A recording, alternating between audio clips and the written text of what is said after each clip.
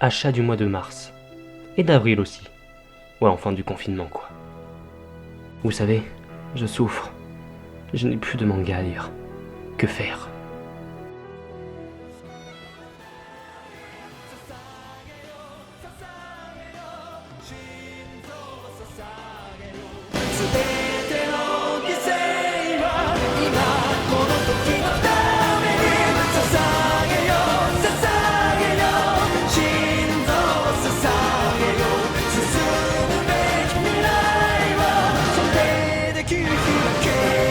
Bonjour à tous et bienvenue sur la chaîne de Wanted. Aujourd'hui, nouvelle vidéo et que dire à part que c'est un nouveau thème. Un nouveau thème sur cette chaîne qui j'espère va être bien exploité. Vous le savez, je pense, hein, on est en confinement. Et que faire de mieux pour un fan de manga que de regarder des animés pendant cette période un peu ennuyeuse. Donc voilà, bah aujourd'hui, on va enfin commencer les critiques d'animés sur cette chaîne YouTube. Et je pense qu'avec cette belle musique et ce beau manga que j'ai dans les mains, vous l'avez compris, nous allons critiquer l'anime Attack on Titan. Attention, pas n'importe quelle saison, parce que la saison 1, je trouve que ça sert à rien de la critiquer, sachant que je l'ai vue il y a assez longtemps. Je vais plutôt critiquer la saison 2 à chaud, parce que je l'ai vue il y a à peine 30-45 minutes au moment où je vous parle. Donc, on va pas s'attarder dessus. 3 saisons normalement qui sont sorties en VF, et bien sûr en VOSTFR normalement, et la 4ème saison, portant le nom de saison finale, va bientôt sortir, je pense, en 2021. L'attaque des titans, alias Shingeki no Kyojin. Dans un territoire dévasté par les titans, une province entourée de plusieurs murs protège les hommes de ces derniers. Assez grands pour les empêcher de traverser les différentes zones humaines, ces murs mettent à l'abri les proies des titans. Cependant, un événement vient déclencher la trame de l'histoire. Pour la première fois, un titan a réussi à percer le mur Maria, se nommant Titan Colossal. Et putain, il porte bien son nom. Celui-ci déclencha un chaos dans l'enceinte du mur. Et bizarrement, notre personnage principal se trouve à l'intérieur. Après qu'un titan ait tué sa mère, quelques années plus tard, le jeune Eren décide de rejoindre le bataillon d'exploration. Bon, et vu que Mikasa est en love sur Eren, il décide de se joindre à eux. Mon senpai! Ah oui, et Armin aussi, parce qu'il a perdu son grand-père. Oui, je raconte de la merde. Tous les trois, le Monster Trio réussit les entraînements pour rejoindre les séries. Ensuite, il y a de nouveau des titans qui arrivent après la destruction du mur au district de Trost, réalisé par la magnifique course du titan cuirassé. C'est bien le moment pour montrer la puissance de ce trio.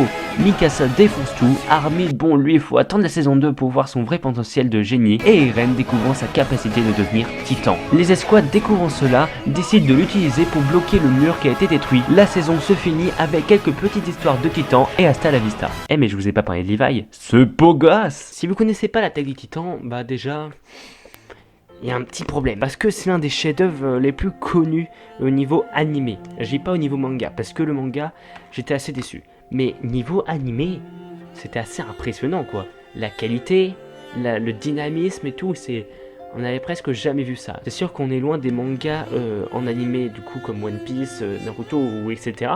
On est loin de ça quoi, là quand même on retrouve un animé ultra de qualité, vraiment, de très bonne qualité. Donc cette saison 2 est assez impressionnante, je l'ai largement préférée à la saison 1 pour vous dire. Nous avons des révélations assez petites, et je pense que à la saison 3, je vais morfler parce que je vais apprendre plein de choses. On apprend quand même que Reiner et Bertholdt, je sais plus son nom, tous les deux c'était des titans, donc le titan cuirassé et le titan colossal pour vous dire. Le titan cuirassé, pour vous dire, je l'avais déjà soupçonné de l'être, parce que c'était assez simple, il se ressemblait. Par contre, le titan colossal, il n'y a aucun point commun avec Bertholdt, je suis désolé. Et aussi, il y avait, enfin, je pense que le moment où j'ai vraiment tout de suite su que Reiner était le titan cuirassé, c'est le moment où vraiment il s'est fait un peu bousiller dans la main de Annie, en titan évidemment, et qu'il a réussi à s'en sortir, et à ce moment quand il sort, il y a de la fumée tout autour. Donc excusez-moi, à un moment je me dis il a dû se réanimer et tout, ou faire un truc. Et j'étais pas loin parce qu'il s'est passé encore d'autres trucs paraît-il, enfin encore c'était soupçons de la part de la brigade. En gros, ce serait que Reiner aurait écrit dans la main d'Annie pour dire où se trouvait Eren. Pas mal de petites révélations, et là on commence quand même à voir le petit personnage de Historia, ou Christa si vous préférez, moi je l'appelle Historia. Il y a des choses sur elle, il y a pas mal de choses sur elle à dévoiler. Et Eren à la fin de la saison qui dévoile son pouvoir assez important de pouvoir diriger les titans. Et cette scène je m'en rappelais déjà, je pense que je l'avais déjà vue, en tout cas en extrait. C'est très propre. En tout cas c'est un anime assez impressionnant, j'ai été assez épaté de cette saison 2. En tout cas mieux que la saison 1. La saison 1 c'était vraiment le début, c'est normal. Même si ça m'avait énormément plu. Et cet opening, franchement, l'opening de cette saison 2 est assez impressionnant. Donc ça suit le rythme du tout premier opening d'Attack on Titan. Mais pourtant je le préfère mais largement. Je crois que c'est la première fois que j'ai été aussi comblé par les openings de Attack on Titan, enfin en tout cas d'un animé. On a commencé avec le premier opening qui m'avait totalement plu, il est mythique, il est très connu, même avant tout d'être animé je le connaissais. Ensuite on a eu affaire au deuxième opening qui était peut-être moins important mais quand même génial. Et là le troisième, Sageyo. Non franchement je suis assez impressionné, je vais essayer de m'acheter peut-être des figurines, je sais pas si elles sont bien les figurines de Attack on Titan. Donc l'histoire du coup qui se rassemble sur ça, et tant mieux j'ai envie de dire. Aussi l'arrivée du titan bestial, le titan bestial, oh là là ce mec, on a eu, c'est pas la révélation importante mais bon, on a eu un truc à la fin de cette saison. Et c'est ça qui m'a totalement hype, c'est vraiment quand on voit le titan bestial sur le mur avec un mec au-dessus de lui. On ne sait pas qui c'est, on ne sait vraiment pas qui c'est. Bon, je sais cette vidéo est assez courte, mais écoutez, est-ce que je peux faire mieux? Est-ce que je peux faire mieux que de dire que vraiment l'animé est totalement propre et en même temps tout le monde connaît cet animé, donc est-ce que ça sert vraiment à quelque chose de vous préciser les choses qui se passent à l'intérieur? Je ne pense pas. En tout cas l'histoire est toujours aussi bien et l'auteur est... Enfin je crois que c'est l'un des meilleurs auteurs que je connaisse dans l'univers du manga évidemment, après Shiro Oda. L'histoire est vraiment bien, ça se suit, c'est très bien réalisé. Il y a des choses qui se passent, tu te dis mais bien sûr fallait y penser. Donc voilà, j'attends vraiment de gros trucs de cette saison 3 qui est sortie il y a peu de temps. Et bien sûr de cette saison 4, la saison finale. Qu'est-ce qu'on va attendre de cette saison? Voilà pour cette critique d'anime très rapide j'ai envie de dire.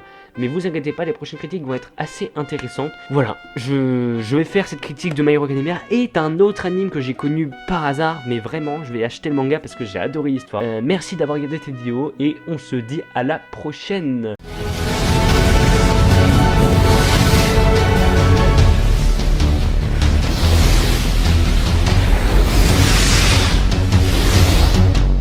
Attendez la saison 3 bande de salopes. Le One Piece existe!